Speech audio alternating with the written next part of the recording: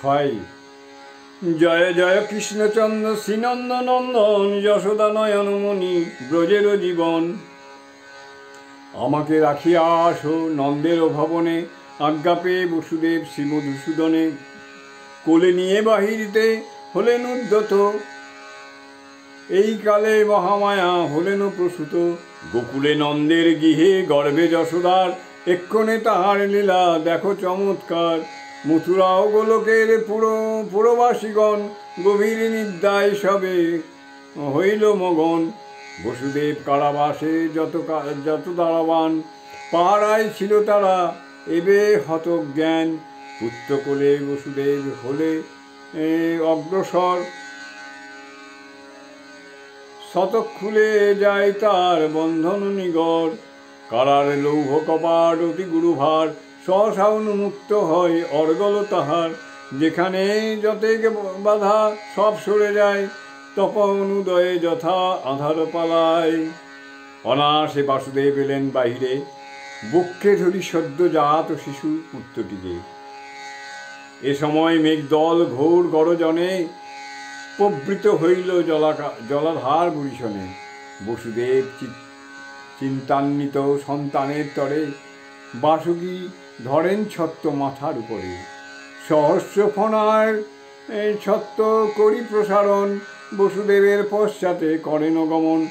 যদ্যপি বর্ষণ ধারা অতীব প্রবল, বসুদেব অঙ্গে নাহি পরে বিন্দু জল। পদ্মঘাট সমাদৃত নিবিড় তিমিরে, বসুদেব আসিলেন যমুনার তীরে। বহুক্ষণ অবিরাম বর্ষণের ফলে যমুনা উত্তাল হয়ে ওঠে সেই কালে।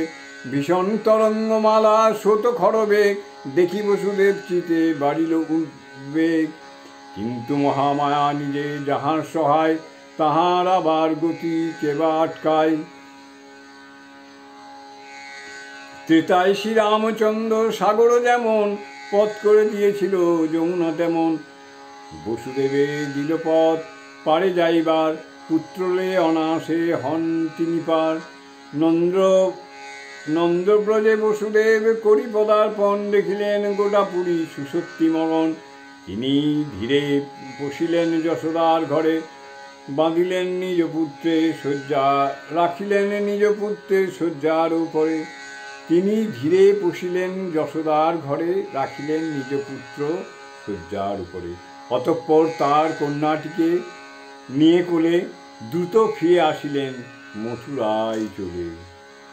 প্রবেশিয়া নিজ কারাগৃহে পুনরায়, কন্যাটিকে রাখিলেন পত্নীর শয্যায়। পুরিলেন নিজ পায়ে শৃঙ্খল বন্ধন, এবার নির্ভয়ে মনে করেন শয়ন। বসুদেব অনায়াসে ফিরেছেন কারাবাসে, কৃষ্ণে রাখি নন্দের আলোয়ে। মথুরার যত দ্বার বদ্ধ হয় পুনর্বার, জাগেদারি সচেতন হয়ে। শিশুর ক্রন্দন ধ্বনি সহসা শ্রবণে শুনি, প্রহরিত ছুটে যায়। দেবকীর গর্ভে পুত্র জন্মিয়াছেই মাত্র, এই বারতা কংসকে জানাই। কংস এ সন্দেশ লাগি সদ্বেগে আছেন জাগি, এইক্ষণে উৎকণ্ঠিত মন। আসিয়াছে মহাকাল, অন্তরে ভয় ভয়াল, কারাগৃহে করেন গমন। যমসম কংসে হেরি দেবকী বিনয় করি, কহিলেন আপন ভ্রাতার।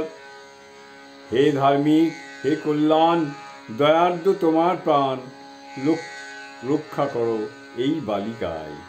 দেখো চেয়ে এ জাতক কন্যাকা নরবালক, এ হতে তোমার নাই ভয়।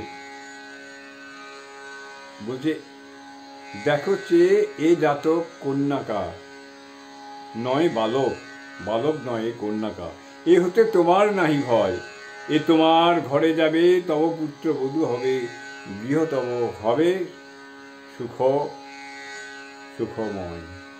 হে ভ্রাত, মরণ ভয়ে পূর্বেই নিরদয় হয়ে অগ্নিতুল্য মোর পুত্রগণে করেছ নিধন হায়। এইবার এই কন্যায় ভিক্ষা মাগি তোমার চরণ। তোমার ভগিনী বিনা আমি পুত্র ভাগ্যহীনা, এই শেষ সন্তান আমার। কন্যাটিকে লয়ে কোলে পুত্র সে যাব ভুলে, দাও ওকে মোরে উপহার। দেবকীর শুনিলে প্রাসানের বুক চিরে, কংসরিদি অতি নিরলয় কন্যাটিকে নিয়েকে কঠিন শিলার পরে নিক্ষেপিল ধরি পদদ্বয়। যা ঘটিল অতঃপর স্তব্ধ বিশ্ব চরাচর, ক্ষুব্ধবালা কংস হস্তচ্যুত। আকাশ অঙ্গনে উঠি দেবী হয়ে উঠে ফুটি, শালাঙ্কারা মাল্য বিভূষিতা।